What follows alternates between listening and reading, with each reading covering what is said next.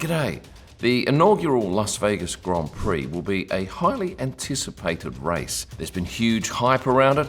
It's an iconic city, but will it measure up to the expectations? Well, earlier this week I chatted with some of the team behind the race, and in a moment I'll share with you what I learned.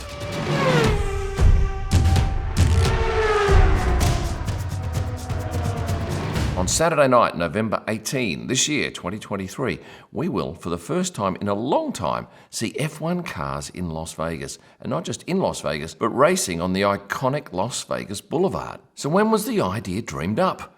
Well, you have to go back to 2020, which realistically, not that long ago, to go from an idea to an actual race. That was during COVID, and F1 went to the city of Las Vegas and said, hey, let's close down your streets for a few hours on a Saturday night and go racing. Now, at last year's launch, I remember the mayor saying that, yeah, we get a lot of people come to us with these crazy ideas, and we say, yeah, well, you go away and do your homework and come back to us. And they don't expect many, if any, to return.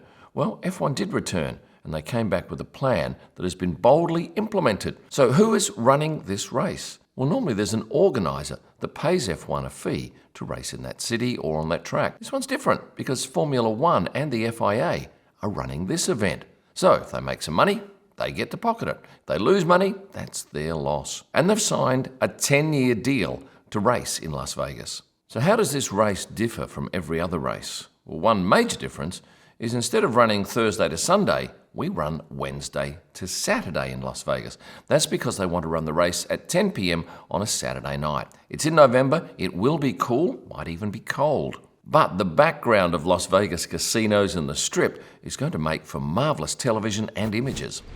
Let's talk about the track itself. Most of it is being run on city roads, but those roads needed repaving. Well, at the time of recording this, which is mid-August, the city's in its final stages of repaving all of the road sections. They've had to dig down 10 inches, resurface that, and then add a final track layer, and that's expected to be finished by mid-October. And who's overseeing the design and build of the track? Well, that would be Herman Tilke's company, and he's responsible for most of the F1 tracks that we see. Of course, as with any construction project, there have been disruptions, and more than a few stories have made the local Las Vegas newspapers and TV stations, with motorists and businesses being upset. But I guess this is a short-term pain for the long-term gain. Let's take a moment to look at the track. It starts in at the moment, a construction site. Turns 1, 2, 3 are inside that paddock area. Then it winds its way out onto Koval Lane, a short straight before a right-hander that takes you around the Sphere.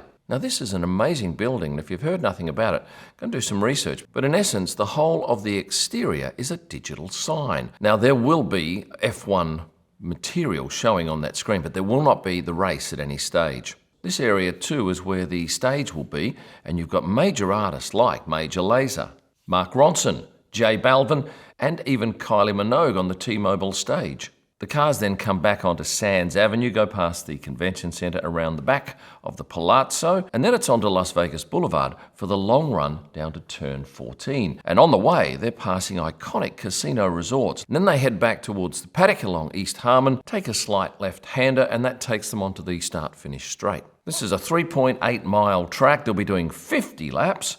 3 main straights, 17 turns, and the top speed expected to be around 340 kilometres an hour or 212 miles per hour. I mentioned before it's a Wednesday start and a Saturday finish for this race, and on Wednesday, which is Media Day, there will be an opening ceremony. And I imagine it's going to be something like an NFL sort of halftime show with lots of sparkle and razzmatazz. And what's the deal with the road closures? Because like Monaco, this track is opened and closed. Well, they'll start closing the track at 5 p.m. It will be completely shut by 7 p.m. And sunset at this time of year is around 7:30 p.m. So we're going to be running all of the sessions in the evening. And the track reopens at 2 a.m. Is the idea of closing Las Vegas Boulevard new? No. Indeed, it's closed on New Year's Eve. I went to a New Year's Eve show many years ago, saw the Doobie Brothers play there. And there have been other times they've closed it. Will it be tricky to get around? Yeah, I think it will. And certainly, and I'll go into the tickets in a minute, but when you buy a ticket, you buy it for a certain zone. You can't wander the whole circuit. So just bear that in mind. Don't think you can be wandering from area to area. Should we talk tickets now? Yeah, let's do that.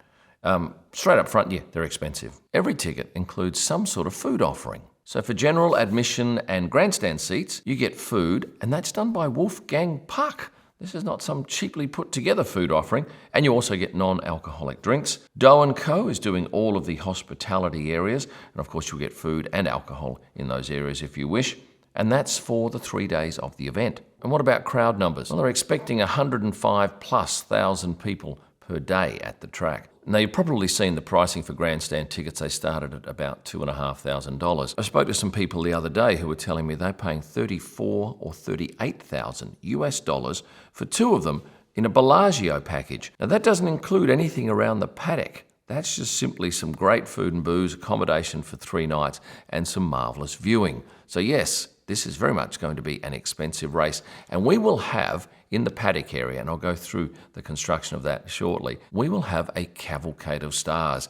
The media interest will be huge. And I know a lot of you don't like that fact that, oh yes, why are these A-listers who know nothing about F1 getting these great tickets? Well, unfortunately, being a commercial enterprise, F1 wants maximum coverage. And if you've got a star with 100 million followers and they post the fact that they're at the Las Vegas Grand Prix, that's huge free exposure for Formula One. In terms of numbers of hotel rooms, I've been quoted 150,000 rooms on the track and some 400,000 within easy reach of the track. But the weekend they're holding this race is the weekend prior to Thanksgiving, and that, I'm told, is a traditionally quiet weekend.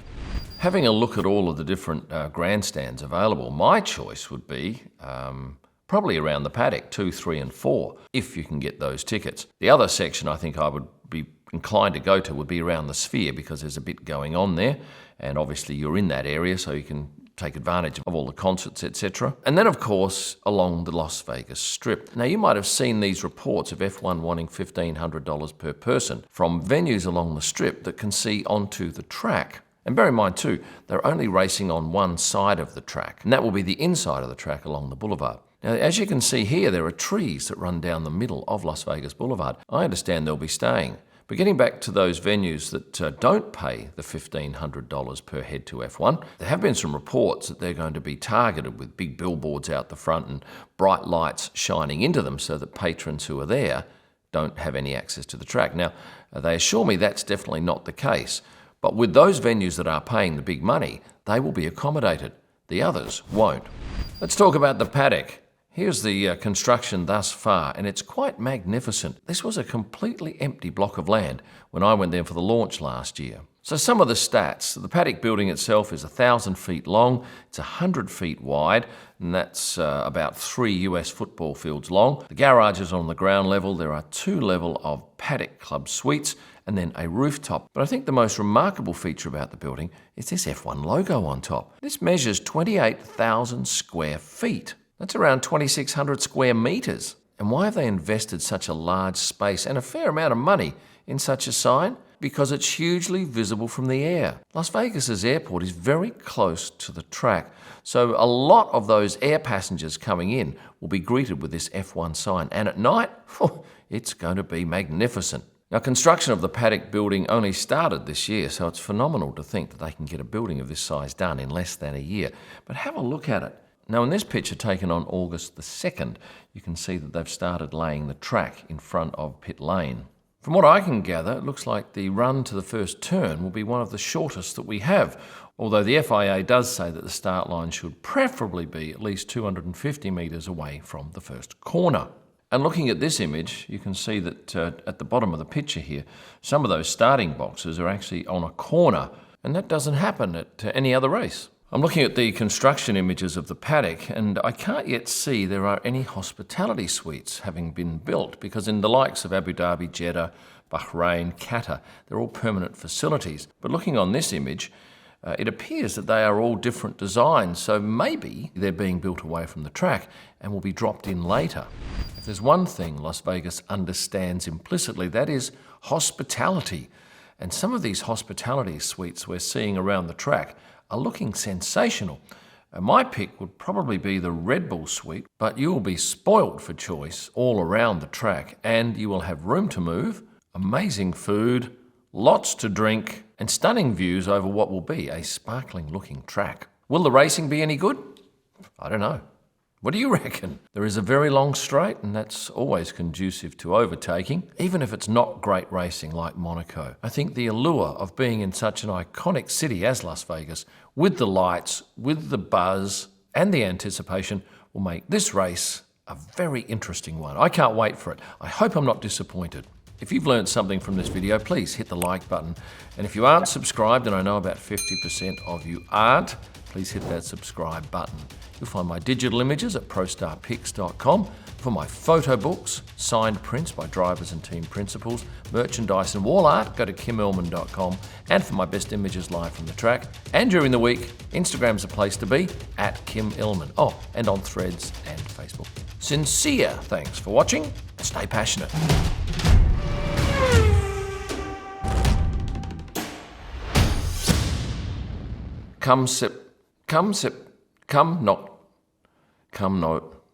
Come November 8th.